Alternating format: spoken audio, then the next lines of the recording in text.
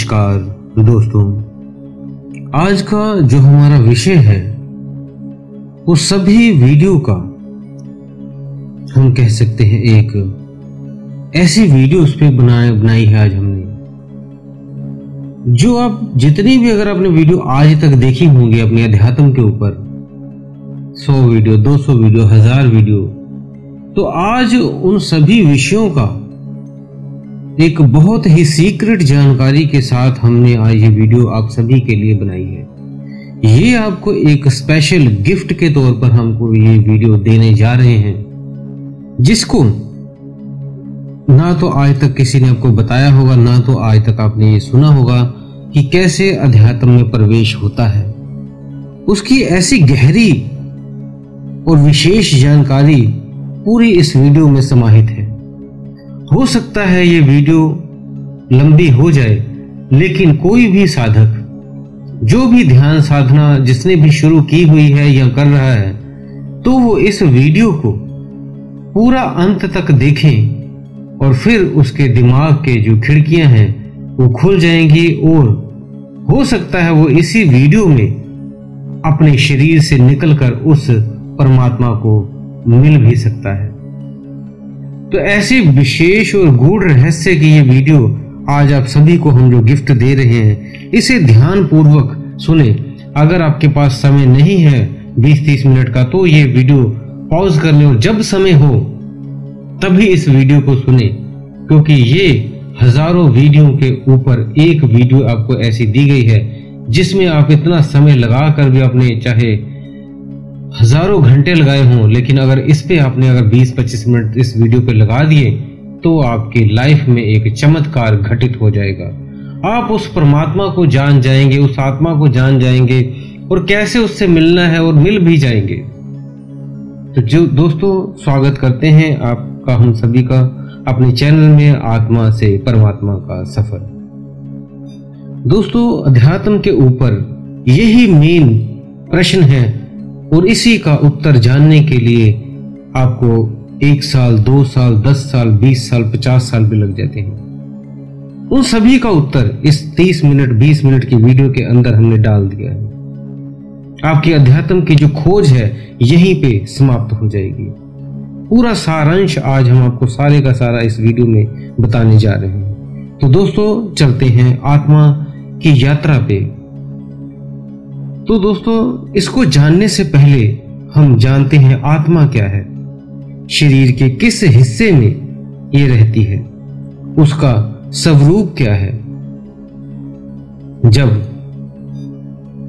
आप अपने स्वरूप को जान गए तो समझो उस ब्रह्म को जान लिया आपने, क्योंकि वह उसका ही एक अंश है।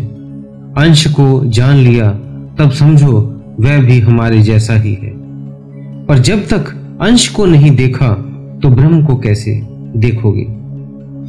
ब्रह्म जो है हम सभी ने अपने अपने हिसाब से बना लिए हैं। पहले 10 अवतारों को कह दिया और फिर 21 अवतार हुए, फिर एक अवतार की ओर प्रतीक्षा कर रहे हैं। तो सभी की अलग अलग मान्यता है कि ब्रह्म क्या है। कोई पत्थरों, पेड़ों, नदियों, चट्टानों, हमने इनमें भी ब्रह्म का स्वरूप देख लिया और मान लिया, लेकिन ये नहीं। और भी कई गंगा को ब्रह्म मान लिया, वे इसमें नहा लिया तो पाप धुल जाएंगे। लेकिन तुम्हारे जो भी कर्म हैं, अगर ऐसे ही गंगा में नहाने से खत्म हो जाते तो हर व्यक्ति पाप करता और हर महीने गंगा में नहा लेता। आत्मा जो है वो इनविजिबल है, दिखाई नहीं देती। वो जैसे हवा है, हवा दिखती नहीं है। बिजली है, बिजली दिखती नहीं है, लेकिन ये महसूस होती है। ऐसे ही आत्मा भी महसूस होती है, ब्रह्म भी महसूस होता है।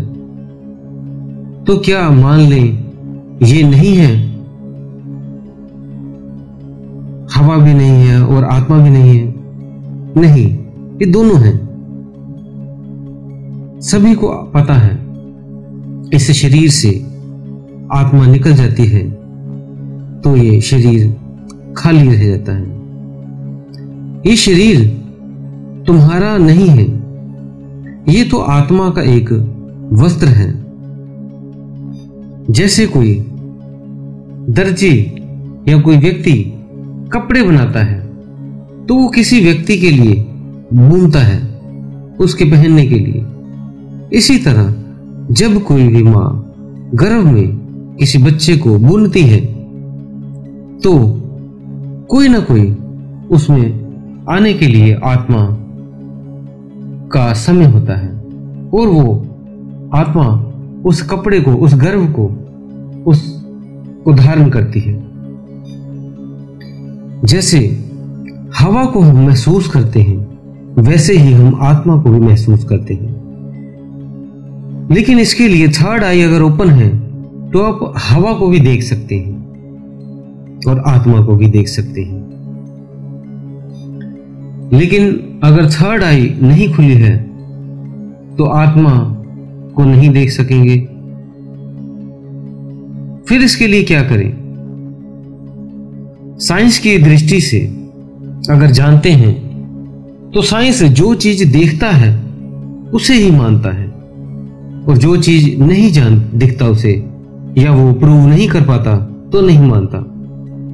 इस साइंस को प्रूव करने के लिए बहुत समय लगेगा, भी बहुत सी और मशीनें बनेंगी और कई साल और लग जाएंगे। तब ये ऐसे उपकरण तैयार कर लेगा जैसे अभी आप देखते हो हमारे मस्तिष्क की नाड़ियों को पढ़ लेते हैं MRI ECG करके, शरीर के अंदर हड्डियों को देख लेते हैं एक्सरे के जरिए। ऐसे ही आत्मा को देखने के लिए भी मशीनें बनेगी, लेकिन उसके लिए बहुत समय लग जाएगा। अभी हमारे ऋषियों ने जो हजारों साल पहले ही कह दिया था कि असंख्य सूर्य हैं, असंख्य चंद्रमा हैं, असंख्य बृहस्पति हैं, असंख्य शनि हैं। और गुरु नानक देव जी ने भी अपनी वाणी में कह दिया था, लख आकाश लख पताल। ऐसे लखा सूर्य और जो देवी देवता हैं वो एक स्थान से दूसरे स्थान पे जाने के लिए कहीं भी पलक मात्र से ही पहुंच जाते हैं।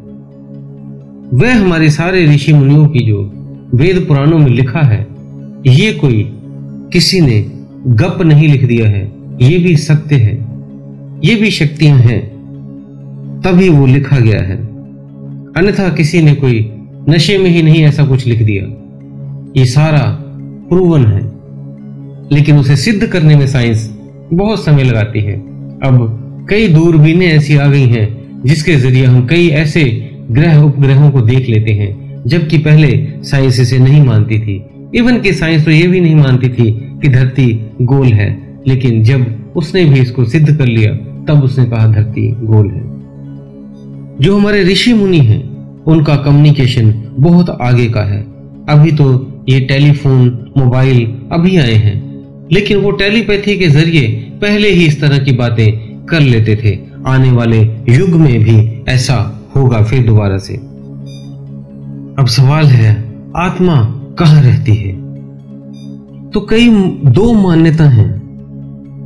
कई कहते हैं आत्मा हमारे हृदय के पास होती है, हृदय से आपके दिल के थोड़ा सा ऊपर, और कई कहते हैं आज्ञा चक्र पे। तो पहले इसको समझ लें। जो आपकी आत्मा है वो एक ध्यान है। जैसे आपको हमने कहा अपने पैर की पहली उंगली पर आप ध्यान करो तो आत्मा आपकी वहां पहुंच गई। आपको हमने कहा अपने माथे पे ध्यान करो आज्ञा चक्र पे, तो आत्मा आपकी वहां पहुंच गई। जहां पे ऊर्जा एक जगह इकट्ठी होकर कंसंट्रेट होती है वहां आपकी आत्मा पहुंच जाती है।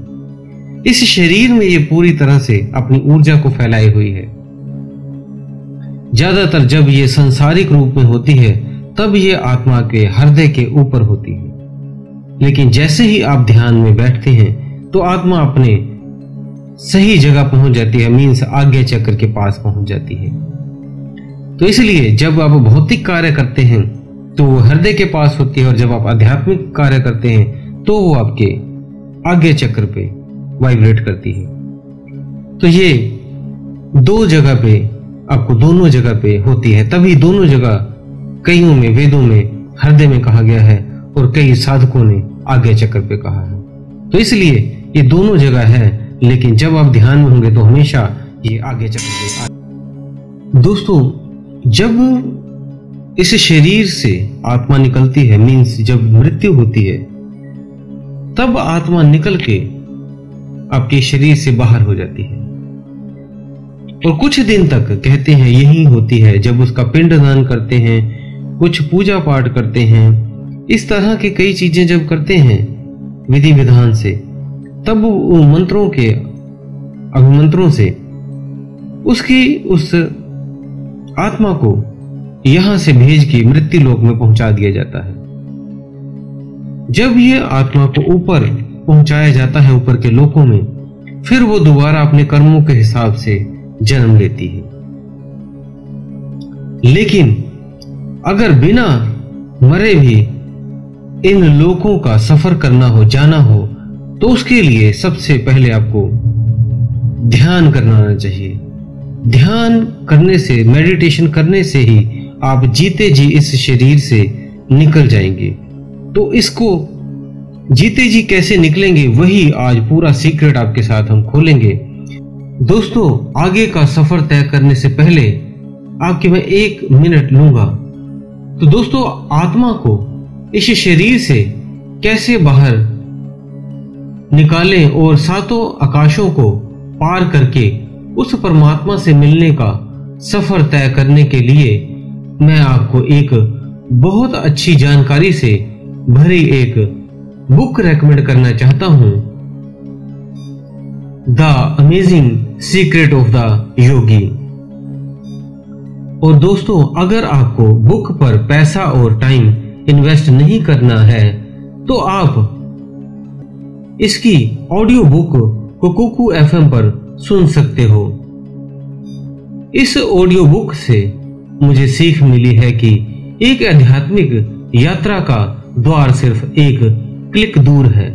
ऐसा सारांश जो आपको अपने शरीर, मन और आत्मा को संतुलन में लाना सिखाएगा। स्वास्थ्य से जुड़ी हर छोटी से छोटी और बड़ी रहस्य को आपके सामने उजागर करेगा। सुनिए, चार्ल्स ऑफ हेनल के कलम से निकली और आरजे करण शर्मा की आवाज में केवल कुकू एफएम ऐप पर। सांस अंदर ले, सांस बाहर निकाले और सवार हो जाएं आध्यात्मिक सफर पे। दोस्तों, कुकू एफएम इंडिया का बेस्ट ऑडियो शो प्लेटफॉर्म है, जिसमें बहुत से टॉपिक कई भाषाओं में 10,000 प्लस से भी अधिक audio book and book summary आप सुन सकते हैं। साल भर के लिए बस 399 रुपए। लेकिन जो हमारे सब्सक्राइबर हैं, उनमें से पहले 250 सब्सक्राइबर अगर हमारे दिए हुए डिस्क्रिप्शन बॉक्स में जो कुकू एफएम का लिंक दिया गया है उससे इंस्टॉल करते हैं और स्क्रीन पे जो कूपन कोड दिया गया है आत्मा 50 ये यूज करेंगे तो आपको 1 साल का सब्सक्रिप्शन 399 की जगह 199 रुपए में मिल जाएगा। तो दोस्तों, आगे बढ़ते हैं अपने टॉपिक के ऊपर कि जो शरीर से बाहर निकलना है हमें, वो कैसे निकले। तो दोस्तों, शरीर से बाहर निकलने से पहले आप ये जान लें कि शरीर के अंदर 2 ऊर्जाएं होती हैं, 2 एनर्जी होती हैं। एक एनर्जी होती है एरियल और दूसरी कॉस्मिक, जिसे हम वायवीय ऊर्जा और ब्रह्म ऊर्जा भी कहते हैं। एरियल को ही हम वायवीय ऊर्जा कहते हैं। जो हम नॉर्मल सांस लेते हैं इसे हम एरियल ऊर्जा या वायवीय ऊर्जा कहते हैं। और जब हम आध्यात्मिक ऊर्जा, कॉस्मिक ऊर्जा लेते हैं तो उसे हम ब्रह्म ऊर्जा कहते हैं। तो ये 2 ऊर्जाएं होती हैं। और जब तक आपके कॉस्मिक ऊर्जा का प्रभाव आपके अंदर नहीं जाता तब तक आप इस शरीर से बाहर नहीं निकल सकते। आपको दोनों ऊर्जाओं की जरूरत पड़ती है। नॉर्मल आपके पास एरियल मीन्स वायवीय ऊर्जा होती है जो हम सांस से लेते हैं।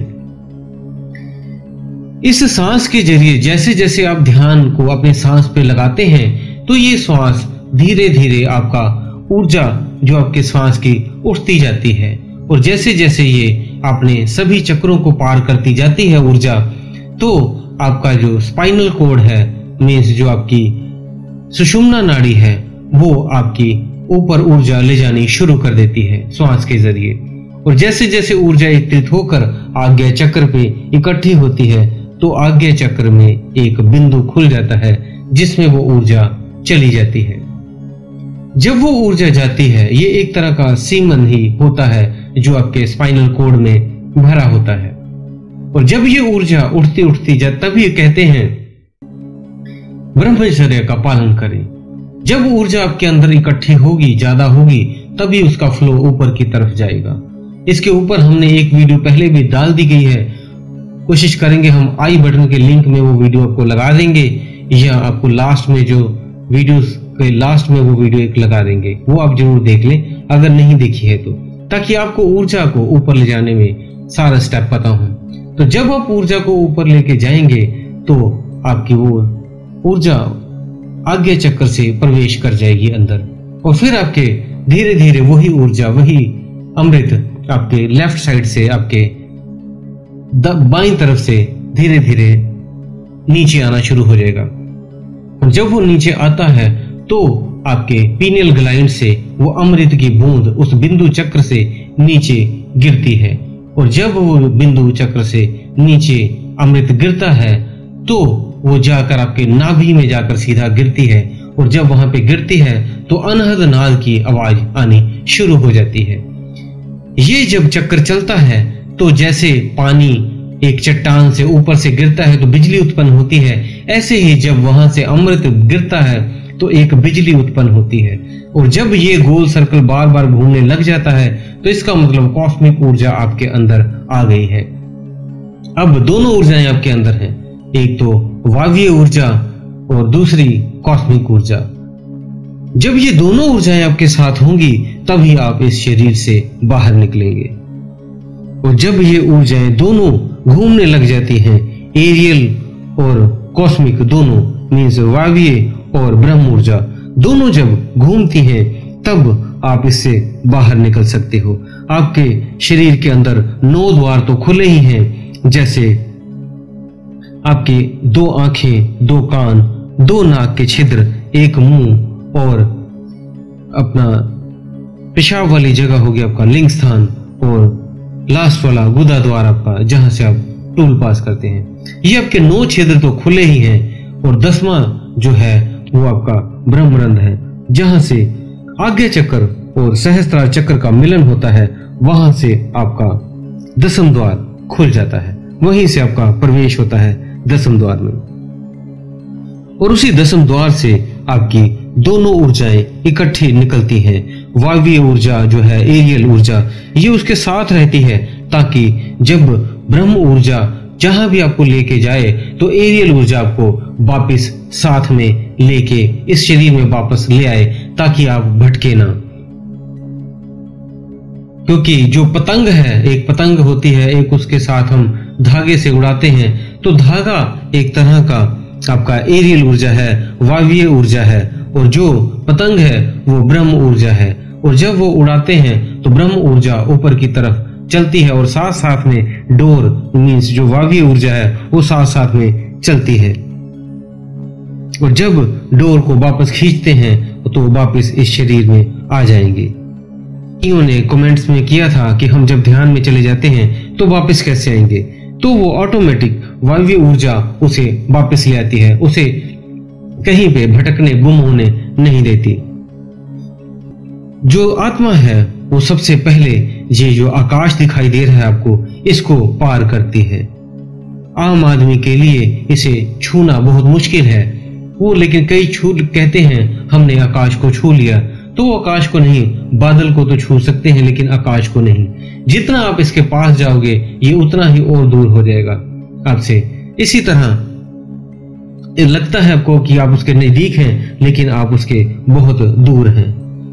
आप कहीं पहाड़ों पे, ऊंचाई जगह पे जब जाते हैं घूमने, तो वहां पे बादल नजदीक होते हैं, आप उन्हें छू सकते हैं लेकिन उस आकाश को नहीं। तो फिर जब आत्मा का स्वरूप जब चेंज होता है तो वो हवा को भी देख सकता है और सूक्ष्म रूप में पानी को भी देख सकता है। तो वहां भी ऐसा ही है, जब इस आकाश को आप पार करोगे तो पार करते ही वहां पे आपको फिर जल दिखेगा, पानी दिखेगा, पानी की एक नदी आपको दिखेगी जिसे बैथरानी कहते हैं।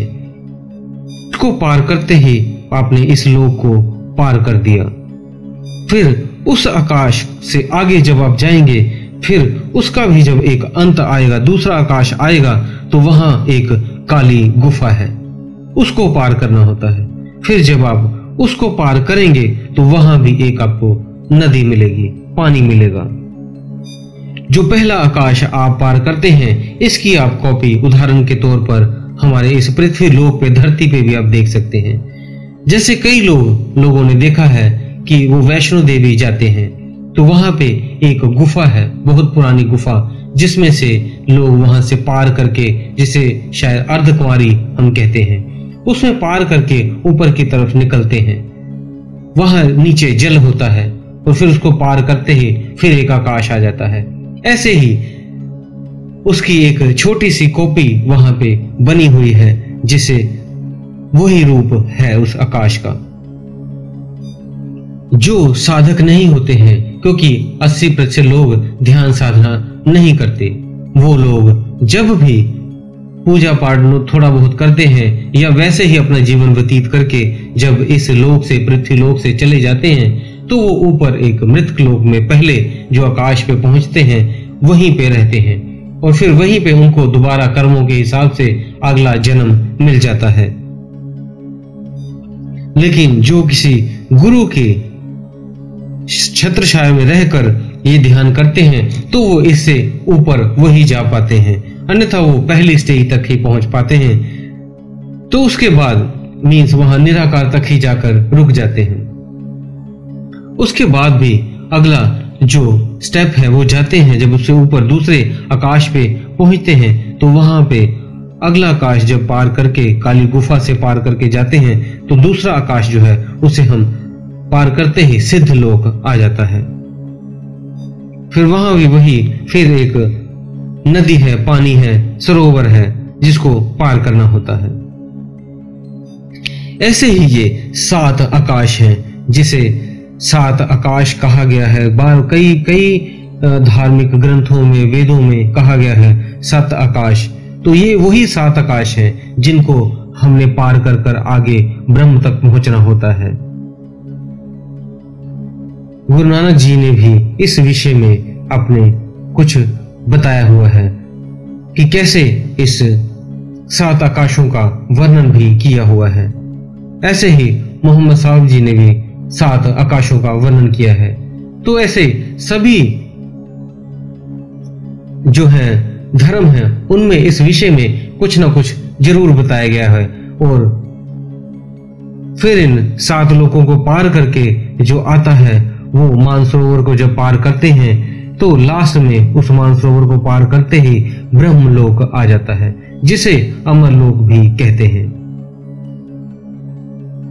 ब्रह्म इस सृष्टि में नहीं है, जिस सृष्टि में हम रहते हैं इसमें ब्रह्म नहीं है। ब्रह्म इससे पार है, जैसे हमने अभी बताया 7 आकाश से पार। उदाहरण के तौर पर आपको बताते हैं, एक फोटोग्राफर जब फोटो खींचता है तो उसकी फोटो उसके बीच में नहीं आती। ऐसे ही कोई आर्टिस्ट जब फोटो बनाता है, पेंटिंग करता है, तो उसका खुद का फोटो उसमें नहीं होता है। ऐसे ही कोई घर बनाता है तो उस घर में उस मिस्त्री का कहीं भी निशान नहीं होता। तो ऐसे ही सृष्टि बनाने वाला भी हमारे से बाहर है, और जो सृष्टि है इसको उस परमात्मा ने अपने अंश को देकर ही किसी को ये बनवाई थी, निराकार को ये अंश दिए थे और ये सृष्टि की रचना हुई है। और वो खुद परमात्मा एक है और वो प्राइम सोल है। शरीर में ब्रह्म तक की जो यात्रा है कॉस्मिक एनर्जी के साथ ही होती है। इसे पैदा करने के लिए जो दीक्षा की जरूरत होती है, क्योंकि नहीं तो आप पूरे सफर नहीं तय कर पाएंगे, वो पहले ही आकाश तक रुक जाएगा। उससे आगे के सफर करने के लिए आपको एक शक्ति की, एक गुरु की जरूरत पड़ती है, जिससे आप इस सातों आकाशों को फिर पार करते हैं। जैसे कबीर साहब जी ने भी कहा है, गुरु गोविंद दो खड़े काके लागो पांव, बलिहारी गुरु आपके जो गोविंद दियो बताए। मृत्यु लोक में जो है वो आत्माएं जाती हैं और वहीं पे रहती हैं, और जो ध्यान साधक होते हैं वो इससे भी पार चली जाते हैं। सिद्ध लोक में जो हमें ध्यान में कई कलर दिखने लग जाते हैं, वो कलर सिद्ध लोक से भी आपको जाने पे दिखाई देते हैं। और जब आप सिद्ध लोक में प्रवेश करते हैं, मीन्स जो दूसरे आकाश में प्रवेश करते हैं, तो वहां पे जिस भी आप देवी देवता को मानते हो, कोई शिव को मानता है, कोई दुर्गा माता को मानते हैं, जिस भी आप देवी देवता को मानते हैं, तो ब्रह्म उसी का रूप धारण करके आपको उस सिद्ध लोक में दिखाई देते हैं। और जब ये आत्मा सात आकाशों को पार करके जो मानसरोवर में को पार करती है, तो उस परमात्मा के समक्ष हो जाती है। उसे ही साक्षात्कार कहते हैं। पहली बार आत्मा कई जन्मों के बाद उस परमात्मा से मिलती है और फिर उस आत्मा को वापिस लौटना पड़ता है, क्योंकि उसके कोई ना कोई कर्म के अनुसार ही वो वहां पे पृथ्वी लोक में होता है, जिस वजह से उसको वो कर्म पूरे करके फिर वापस वो जा सकता है। कर्मों को बराबर करना होता है। तो ये जो प्रोसेस है ये आपको 30 मिनट में भी हो सकता है, 1 घंटे में भी हो सकता है, और उतनी देर में आप वापस आ सकते हैं। और फिर जब आप अपने कर्म ध्यानी साधक पूरे करते हैं, फिर वो जब लौटते हैं वहां से उस शरीर को त्याग कर, तो वो सीधा उसे रास्ता पता होता है उस अमर लोक का, वो सीधा उस ब्रह्म के पास चले जाते हैं। लेकिन जो बाकी लोग होते हैं जो ध्यान साधना नहीं करते, वो पहली स्टेज पर जाके, पहले आकाश पे जाके रुक जाते हैं। और जो ध्यानी साधक होते हैं उन्हें कोई भी पंडित से कुछ करवाने की जरूरत नहीं, पिंडदान ये वो जो पूजा पाठ कुछ करवाने की जरूरत नहीं, क्योंकि उसे रास्ता मालूम है, वो पहले ही गया हुआ है और दोबारा भी पहुंच जाता है। सारांश में वो आपको लास्ट में बता देते हैं कि ध्यान करने के लिए आप पहली ऊर्जा का प्रयोग करते हो। धीरे धीरे इस प्रोसेस को करो ताकि आपकी ऊर्जा घूमती रहे। जब आपके शरीर में ऊर्जा घूमने लग जाएगी, पहले जाप करें, फिर अजपा में चले जाएं ताकि ऊर्जा घूमनी शुरू हो, फिर अजपा भी छोड़ दें, फिर ऊर्जा जब घूम के ऊपर से नीचे टपकेगी, मीन्स अमृत जब टपकेगा नाभि में आपके, फिर मीन्स ऊर्जा आपकी पूरी हो गई है, कॉस्मिक ऊर्जा आपके अंदर आ गई है, फिर इस ब्रह्मांड का आप सफर कर लेंगे। तो दोस्तों, उम्मीद है हमने पूरी जानकारी देने की कोशिश की है। फिर भी कोई आपका प्रश्न हो तो आप हमें कमेंट बॉक्स में जरूर डालें। तो दोस्तों, इस वीडियो को जो भी आपके साधक दोस्त मित्र हैं उन तक आप पहुंचाने की कोशिश करें, और जिनको उनके दोस्त मित्र कोई मेडिटेशन नहीं करते तो वो सभी ये काम करें, इस वीडियो को लाइक करें ताकि ये वीडियो सभी साधकों के पास पहुंच सके और हमारा ये मिशन आध्यात्मिक सफर का पूरा हो सके। तो इसमें आप भी ये योगदान दें, लाइक करें और इस वीडियो को शेयर करें। तो दोस्तों, जो डिस्क्रिप्शन बॉक्स में कुकू FM ऐप का लिंक दिया है उससे इंस्टॉल कर लें और the amazing secret of book yogi जरूर सुने। दोस्तों, अगर आपने हमारे इंस्टाग्राम को फॉलो नहीं किया है तो कर लें, और फेसबुक को भी हमारे फॉलो कर लें, और ताकि कोई भी हम जानकारी कहीं भी किसी भी प्लेटफॉर्म से आपको दें तो आप तक पहुंच सके। तो इसी के साथ दोस्तों हम विदा लेते हैं। धन्यवाद।